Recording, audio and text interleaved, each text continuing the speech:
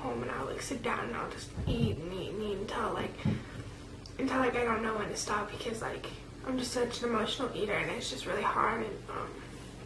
And I just really want to be healthy because my mom has a heart disease. She has a defibrillator in her chest, and it's, you know, my mom was always sick. You know, I've lived with a terminally ill, sick mom for a very long time. You wouldn't see it by looking at her, but, you know, she always has something wrong. You know, there's always something, she doesn't feel well in the day, and I just really want to be healthy for her, but it's really hard when I have all the stress from my dad and from school and from, you know, just everything, and I just really want to be healthy for her. And that's just like kind of part of my story of like my background and why this would be such an amazing opportunity to teach me how to eat healthy, even though my parents try. It's, you know, I have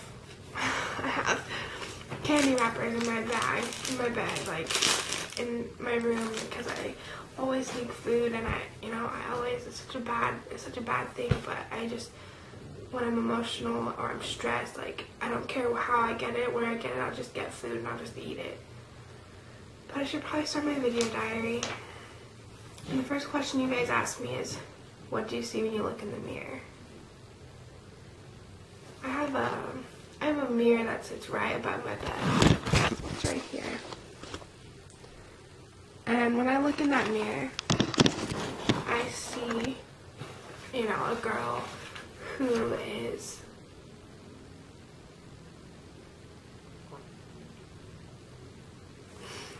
who's very happy with who she is in the inside, but can't share that with people because of what she looks like in the outside.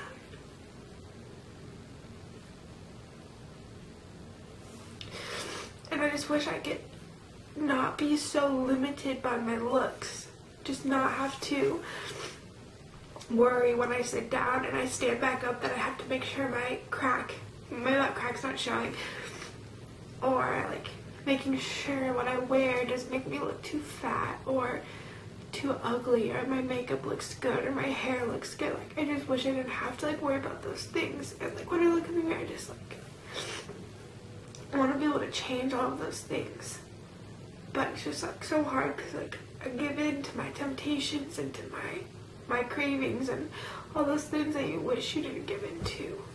But it's really hard, and I just really wish I would stop. It's hard looking in the mirror. But if I don't look in the mirror, then I don't know what I look like, and then what if somebody says something to me or makes a joke? That's like the hardest thing. Why am I overweight? That's my next question. I'm overweight, I think, because my parents never knew how to say no. I don't want to blame them. It's not their fault now. But when I was younger, my mom, I'm an only child, and my mom would give in, you know, she would never want me to be unhappy. So if I wanted something, she'd give it to me. And my dad's the same way too. And, you know, I never was used to hearing no, so now that I'm 17, I just do it behind their backs and I'll just go get it for myself because I don't want to hear no, and I'll just get it from them and do whatever it takes. And, you know, I'm overweight because I am an emotional eater. I eat my emotions. I don't, especially like with my friends, like, and my parents and everything, like, I can talk about it, but then I go to like my therapist and like that's when it all comes out. But then, you know, sometimes that's just not enough, and so I just eat and I eat until I feel better about whatever happened, even though it just masks what's not, like, what's there. It doesn't like fix it. It just puts a hold on it. And I just feel like if I were able to like let go of things and be able to want to work out and want to exercise and not be afraid to go exercise, that I wouldn't be so overweight, and I wouldn't be so, I just wouldn't be unhappy like I am. My next question is, when are you eating the most? When you're happy, sad, depressed?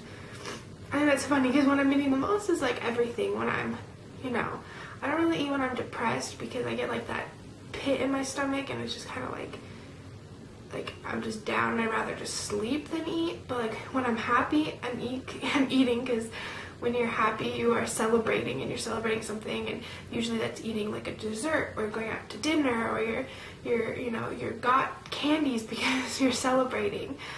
And that when I'm sad, yeah, I eat when I'm sad. I'm such an emotional eater. When I'm upset, give me that. I'm that girl that's like, give me that tub of ice cream, give me those hot wings. Like, it doesn't matter. All emotions I'll eat. It doesn't matter, happy, sad, confused, anything to feel that void of that emotion, that you can put it on hold while I'm eating. It's like, it's everything. It doesn't matter. My next question is, how would this experience change your life? What would you do to be able, my dyslexia, what would you be able to do if you haven't done it before? I guess I'll answer the first part. How would this experience would change my life? So much.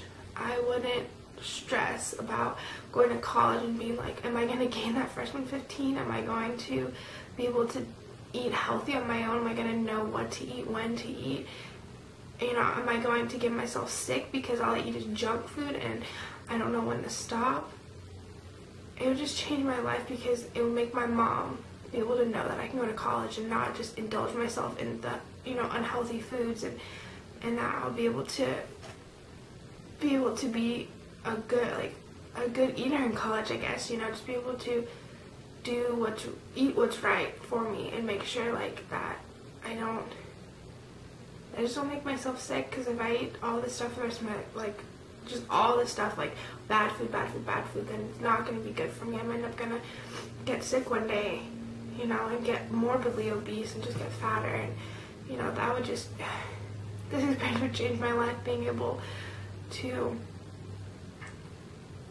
open up to people and to show them, I can do this. I'm not going to give up. A lot of people are like, you're going to give up, and no, I wouldn't give up. I'd keep going, and it would show people that I'm determined, and that all I needed was that little bit of push from a personal trainer just to help me along a little bit, and keep that, little voice in the back of my head, like, you can do this, and who's with me every step to work out, and, telling me it's okay, there's more people like you out there, there's not just you, when you're running on the treadmill, like, I had that, my biggest fear is when I run on a treadmill, I sound like a whale, and, if I have that personal trainer there, he or she will be like, you can do this, keep going, and that's really what I need, and I just be able to take so much life out of this experience. Like, this would change my life in ways that I can't even express over a camera.